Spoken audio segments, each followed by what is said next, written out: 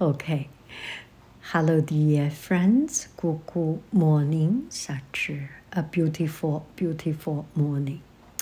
So last Sunday, I went to Berkeley. My family goes sailing in Berkeley, so I always take this opportunity to go to different places. I enjoy it. And I was looking for fall foliage, the autumn leaves. So I was thinking maybe I can go to Berkeley, the streets, the local residential area. And I found a place, the UC Berkeley Botanic Garden. So I went there. And I saw the review about this place. Everyone says it's good. So I was thinking maybe I should go there. So I went there. And it is fascinating. It is fascinating. So I parked my car there and I arrived quite early. And the parking lot is quite easy to find. And the parking fee, unbelievable, $1 or $1.50 for an hour. So I bought a whole 5 hours of parking, only $7 something. It's quite surprising that there are still this price. And I got in around 10 o'clock, and the Botanic Garden starts from 10 o'clock until 5 o'clock, and Julia Morgan House was closed at 4 o'clock. And there are several different sections. And one of the biggest sections is the arid house, which I spend a lot of time. In front of me, this one you are seeing is arid house. So it has a very, very strong fan blowing. So I cannot make video. I have to make a voiceover. And some of it is quite cool. There is a room relatively cool and cold. You can see the light is actually cold light. And with very strong wind to make it dry. Arid means dry, right?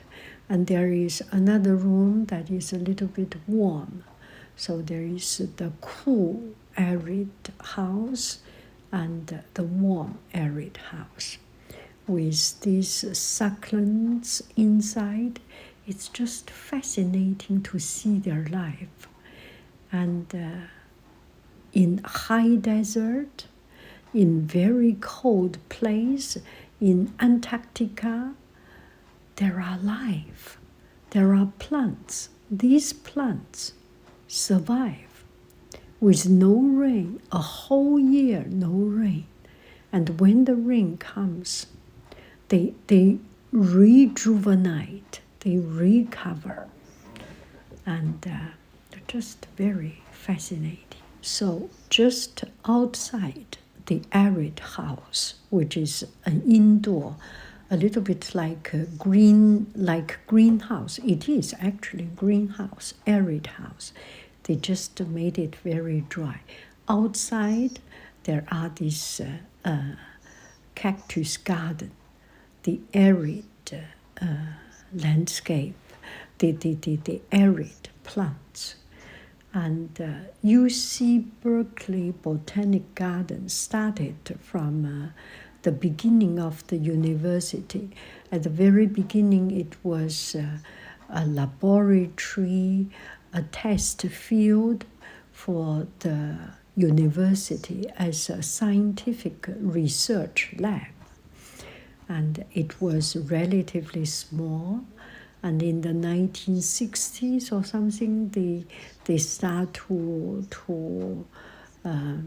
expand and come to this Strawberry Canyon, became a fixed location, and they got the plant, the seeds, through in the purpose of scientific research.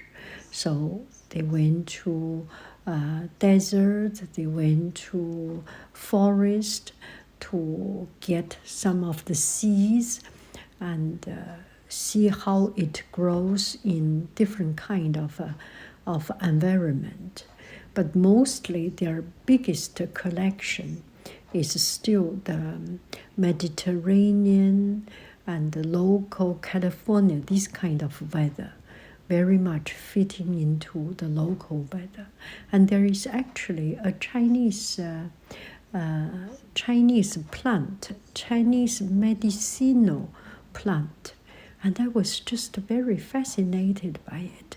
It has a real Chinese name, 五味子、五加皮、地黄, and all this name that we heard when we were in China.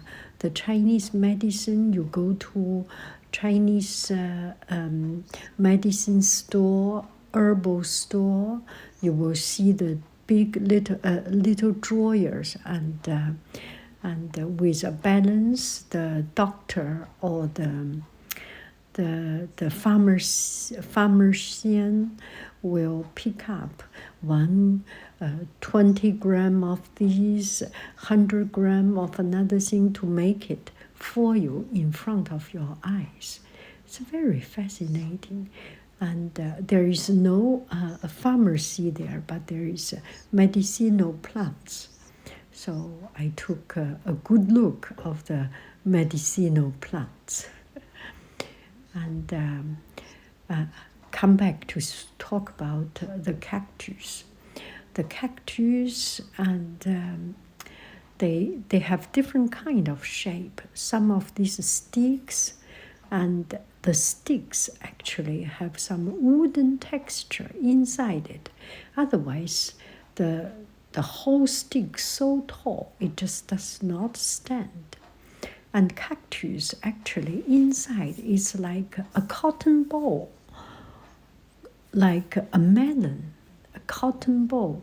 Inside is very meaty, and the whole ball, the whole inside, the purpose of it is to restore water. So this is why when you cut the cactus, when you cut the succulent plant, it's quite meaty inside, right? It's to absorb water and to restore the life source of the plant. And when it is getting dried, they will start to consume the inside water of it. It will shrink a little bit, and just a very, very interesting to see this. So I just kept on walking, and I came to a place, to my surprise, and they call it Julia Morgan House. I was so surprised. I know Julia Morgan was in this area. There was this women's club. There were quite some architectural structures by Julia Morgan. The YMCA or YWCA was designed by Julia Morgan. And I am always fascinated by her. So how did I know her? There was one time I went to a library, and in the children's book section, there was a book about her, about Julia Morgan, and she designed the Hearst Castle in Saint-Simeon, or what is that place? So she designed the Hearst Castle. There was 30 years ago, we went to Hearst Castle, and we were absolutely impressed by the architectural design, the gorgeousness, the magnificence, the magic of Hearst Castle, and just a very inspiring figure. And now I get to know Julia Morgan. Actually, she is an alumni of UC Berkeley. She studied in UC Berkeley. She studied in France, École des Beaux-Arts, École supérieure des Beaux-Arts. I took some class there, actually, some summer class. And in this, in Julia Morgan House, there is an exhibition by Tom Killion. I was so impressed, so happy, so aha moment, so accidental, because I just came back from Death Valley, Nevada, and Yosemite, and I saw a lot of Tom Killion's artwork in all these places. Especially, I visited Mono Lake, and there was a Mono Lake committee, and they had exhibition of artworks and a lot of Tom Killion's work. So just feel so connected. And also, I have read a book of Tom Killion, and I love his artistic style. It's very clean. It's a wood block, a little bit Japanese style wood block. And you can see it's perfect for learning about drawing. Very clear outline, and then layers of color putting on top of it. One basic sketch idea, and then cutting the black, and then make the ink, make the color ink. I just find it very interesting. And 2 weeks ago or 3 weeks ago, I went to Mill Valley. And in Mill Valley, I visited Hanlong Art Center. And they had some Tom Killion artwork, Tom Killion exhibition, or he had a class there.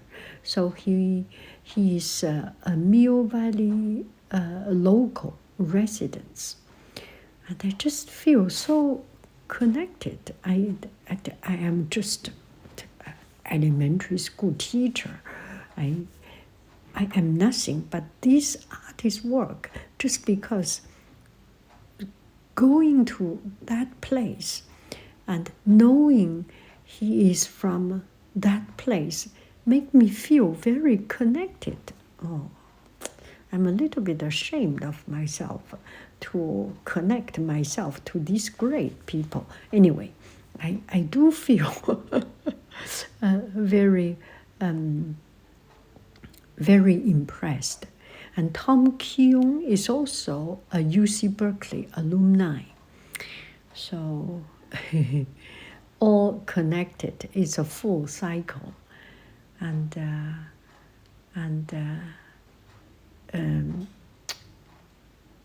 I just spend quite some time admiring the artwork and thinking how I can learn from it. It's inspiring. It's inspiring. So beautiful artworks. I'm sorry I take too much of your time. Thank you very, very much. I love you. I really do. Do. Goodbye. Bye.